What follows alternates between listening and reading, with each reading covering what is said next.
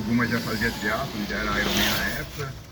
Eu e Johnny ali, a gente gostava de outros esportes, eu e Johnny mais futebol, mas na época a gente também se apaixonou pela corrida, então a gente também começou. Vocês não vão fazer Ironman, cara? Os caras já fizeram, eu tô me preparando para fazer ano que vem. Fizeram? Já. Ah, Meio Iron aqui, todo mundo já fez um monte também. Você com 3? Vários, sim. Caramba. Então assim, isso é outra coisa bacana, que a empresa nasceu por essa nossa paixão do esporte, do muito esporte, no caso do triatlo.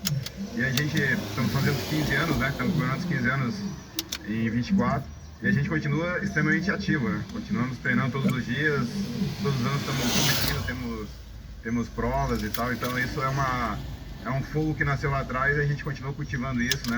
É um combustível nosso nos dias a dias e que faz muito bem para a empresa, faz muito bem para o desenvolvimento de produto, faz muito bem para a gente, para o relacionamento, para a gente entender o que o mercado está pedindo, para a gente ver os movimentos de atletas, de assessoria e tal. Então isso aí também é um diferencial nosso, eu diria. E aí, como é que vocês fizeram?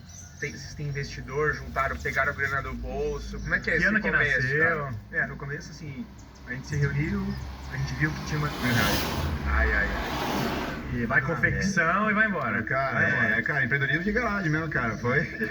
Porque a gente não tem nenhum, né, histórico de familiar que já teve empresa de produção, né, de material esportivo, enfim, nada desse ramo. Então foi algo que a gente, com a opinião do Guma, que já fazia o esporte há um tempo, falou, eu sinto uma necessidade de ter algum produto bom, que a gente não precisa ter que ir para fora para buscar, e o que tinha no mercado na época era algo que ainda era, né, O que tinha no mercado nacional ainda, eu acho que deixava a desejar, e os importados eram muito caros.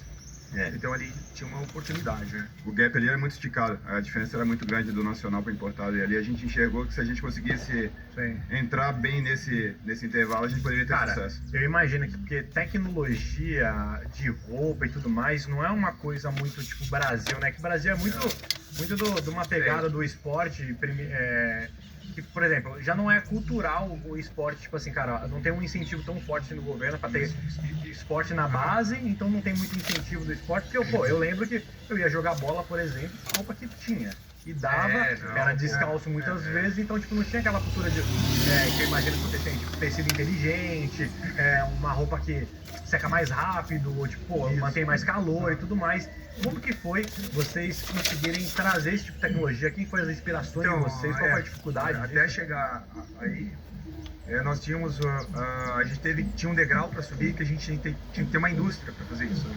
Até então, assim, bem no começo, a gente terceirizava. Eles estão morando lá nos 2, 3 primeiros anos. Só que para a gente chegar nesse patamar que você está falando aí, a gente tinha que industrializar.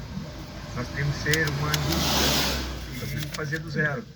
Essa história, falando um pouco de empreendedorismo, essa história que o Guma está comentando, acho que é bem interessante, porque a gente foi até um nível, né? Então, talvez aí falando de 7, 8 anos de empresa, por aí. Então a gente foi, o que é esse nível que eu quero dizer? O que tinha no mercado nacional, a gente extraiu o que dava. E a gente foi para fora para buscar novas referências. E a gente voltou de lá. Até então a gente não tinha fábrica, nossa operação não era verticalizada. Até então a gente terceirizava muita parte produtiva. E essa viagem para nós, para fora, foi esclarecedora para dizer que se a gente quiser um outro nível, do jeito que está, a gente não vai alcançar esse nível. A gente voltou e tentou falar com esses nossos parceiros e ficou claro que para eles Era limitado também. era limitado também. E aí a gente tomou uma decisão que com certeza mudou o curso da marca, que foi verticalizar a empresa. Aí a gente trouxe maquinário de ponta, treinou a equipe. E aí a gente virou numa empresa desenvolvedora e comercializadora de produto para uma indústria. Né? Então isso aconteceu em 2017. Então esse foi um grande, não vou dizer que foi o day one, mas foi um grande divisor de água do nosso potencial. Dali a gente expandiu muito, expandiu linha, desenvolveu o produto. E um outro ponto, né, vocês estão falando essa questão de tecnologia. No decorrer desses 15 anos a gente encontrou algumas tecelagens, algumas fábricas têxteis que tinham esse viés para a tecnologia. São pouquíssimas no Brasil, não dá uma mão. Mas a gente se conectou com essas pessoas porque eles identificaram a nossa marca, que a gente queria trazer uma coisa diferente. E eles têm aí contratos com grandes marcas de fora, Nike, Adidas, Puma. E eles viram na gente esse potencial, não para o esporte de massa, não para o futebol, mas para o esporte de nicho, como o ciclismo e o triatlo. E a gente se conectou muito com eles. E aí, nos últimos 5 anos, a gente consegue desenvolver tecidos nossos. Então, com o nosso know-how, meu, do Johnny, do Guma, dos nossos atletas, a gente consegue chegar no time de desenvolvimento dessas fábricas e desenvolver um produto que a gente acha adequado com um novo macaquinho de triatlo, com a nova camisa de ciclismo. Então, hoje a gente tem essa vanguarda na tecnologia muito por causa dessa conexão, né, e desse investimento que a gente faz em tecido exclusivo. A gente também tem participado de algumas feiras fora do Brasil, né? A gente participou nos Estados Unidos, na Alemanha, e no qual a gente pode ter acesso a esses produtos, né, que são de fora e também de fornecedores de fora, né, para que a gente possa ter esse tipo de material que, assim, não dá para negar que muito maquinário, né, de ponta é de fora, né? Então, os próprios fabricantes no Brasil precisam também estar. Fala galera, sejam todos muito bem-vindos a mais um KiwiCast, o podcast da KiwiFi. Eu sou Carol Vilas Nova. Eu sou a Bruna Rodrigues. E pra você que ainda não conhece o podcast, traz toda semana pessoas que fazem dinheiro através do marketing digital. E hoje nós estamos aqui com ela, que transformou desafios em oportunidades. De vendedora de roupas endividada a milionária com o digital, galera. Ela tem apenas 1 ano de mercado, começou como afiliada e já faz mais de R$1 milhão em vendas. E atualmente ela inspira centenas de mulheres a se tornarem herdeiras do seu próprio sucesso. Quem é ela, Bruninha? Vamos chamar ela? Chama pra gente. Seja muito bem-vinda, Ana Meneghello! Oi, gente. É uma honra estar aqui com vocês. Ai, que massa! É uma honra nossa. pra nós aqui te Exato. receber, uma mulher incrível, mãe, empreendedora. Vamos conhecer um pouco mais dessa história. Hoje vai ser incrível. E Ana, pra gente começar, a Carol falou aí, né? Desde vendedora de roupa a milionária no digital. Que loucura, hein? Mas Ana, antes pra gente começar aqui, você começou totalmente do zero, vendendo roupa. Conta pra gente como esse mercado chegou até você. Por causa das dívidas. Nome no SBC, no Serasa, é que eu passei por uma forte depressão em 2020, ali na pandemia. E O que aconteceu? eu era atleta fisiculturista. Gente, Quem vê minhas sério? fotos de antes e agora, tipo assim, caraca, não é a mesma pessoa. E Você ia competir. uma semana antes do meu campeonato, eu me separei por mais de 1 ano. Eu era estudante de nutrição, né? Daí eu me apaixonei pela área. Vou virar atleta fisiculturista. Era da categoria biquíni, era só pele, músculo e osso. Tava assim, shapeada. E aí tava tudo certo, eu tô um ano aqui me separando. 1 semana antes do meu campeonato, já pose ensaiada, tudo comprado, já tinha feito até a desidratação com água, tirando sal e tudo. Daí quando veio, pum, pandemia, não tem mais campeonato. Daí veio tipo assim, caraca, o que eu vou fazer agora? Na época eu trabalhava vendendo roupas, daí consequentemente né, não consegui mais, eu ia pra São Paulo, né, 2 vezes por mês, vendendo roupas, não conseguia mais ir, e aí eu tinha um desafio de 30 dias, né, que era algo de emagrecimento, e aí, tipo, o que eu vou fazer? Daí comecei até a vender ovos de Páscoa fitness na época. E aí, só que nisso que eu comecei a vender os ovos, eu tava só em casa, só de ovos, vendendo os ovos, e comecei a ter uma depressão. Porque daí, o que aconteceu? Como eu tava só em casa, não tinha mais academia, comecei a comer. Mas eu vendi vários ovos, um dinheiro bem legal na época. Mas comecei... Ovos fitness, eu fazia com chocolate 70%, tudo assim, maravilhoso. Só que daí o que aconteceu? Teve a época dos ovos, aí comecei a ficar em casa, eu e o meu marido, e só comendo. Não podia sair de casa, era aquela situação, daí treinava até com garrafa, lembra aquela época, né? Que todo mundo fazendo... Começou a fazer vídeos e tal. Então, daí eu fiquei assim, nessa fase. Só que eu pesava muito pouco, porque como eu era biquíni, é muito magrinha, e aí eu comecei a aumentar um pouco do peso, só que eu tava mais bonita do que antes, porque o atleta fica muito, né, seco, assim, quando vai competir. Só que na minha cabeça eu comecei a noiar, nossa, eu tô obesa, eu tô gorda, não sei o quê, e começou a ficar um transtorno de imagem, e compulsão alimentar, e eu tenho a depressão. Só que foi algo muito forte, daí eu precisei fazer tratamento de psicólogo, psiquiatra também, remédios antidepressivos.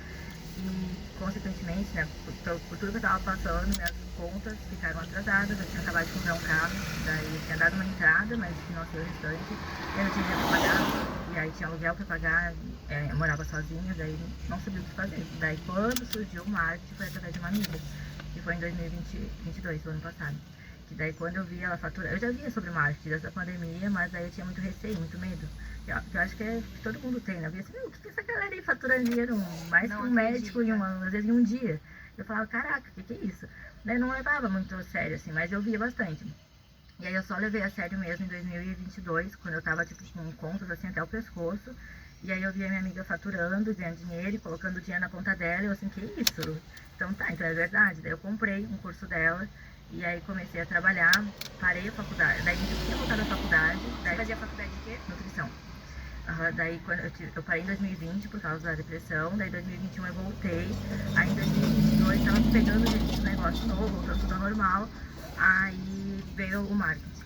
Daí eu assim, não, vou entrar pro marketing. Daí quando eu entrei, comecei a estudar, vi que realmente o negócio era sério, era um trabalho como qualquer outro. Comecei a trabalhar e comecei a focar, às vezes no início, assim, eu tava indo dormir quase de manhã, eu tava estudando com o celular, dormia com o celular na cara. E aí, tanto que daí no meu primeiro mês como afiliada, eu ganhei R$62.000 no orgânico. Peraí, no orgânico? No orgânico. 62. R$62.000. Daí eu tranquei a faculdade. Na época até o meu relacionamento deu uma decaída, porque eu não queria saber de nada. Eu só queria, tipo, meu Deus, eu preciso fazer dinheiro, porque eu queria pagar minhas contas, né? E quando eu comecei a trabalhar com marketing, eu vi assim, caraca, realmente é um trabalho, é uma possibilidade de eu mudar a minha vida, a minha família. E aí comecei e foquei assim, como eu falei, às vezes eu madrugava, estudando, atendendo cliente, e foi daí R$62.000 no meu primeiro mês. Como Meu, como Ao afiliada? animal que não tem peso.